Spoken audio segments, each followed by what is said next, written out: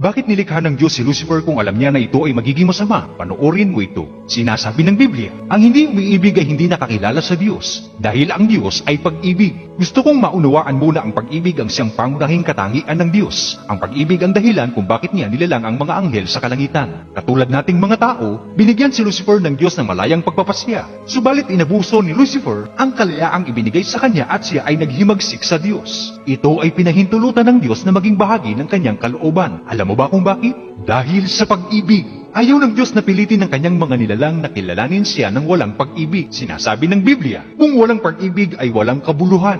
Ang pinakadakilang layunin ng Diyos para sa kanyang mga nilalang ay mahalin siya ng buong puso, sapagkat anumang bagay na walang pag-ibig ay walang kabuluhan. Ang pagbibigay ng kalayaan ay tanda ng pag-ibig ng Diyos, dahil ang pag-ibig ay hindi kumukontrol, hindi pumipilit at hindi nagmamanipula. Nais ng Diyos na ibalik natin ang kanyang pag-ibig sa pamamagitan ng ating sariling kalooban. Pusang loob at hindi tayo napipilitan. Subalit dapat nating maunawaan na ang malayang pagpapasya ay kapwa biyaya at sumpa, katulad ni Lucifer. Mayroon siyang malayang kalooban na gumawa ng kanyang sariling desisyon. Subalit hindi siya malaya na takasan ang magiging resulta ng mga bagay na kanyang ginawa. Alam ng Diyos na may mga nilalang siya na hindi ang pagsunod ang pipiliin. Subalit ang free will o ang malayang kalooban ang tanging paraan para ang pag-ibig ay mapatunayan.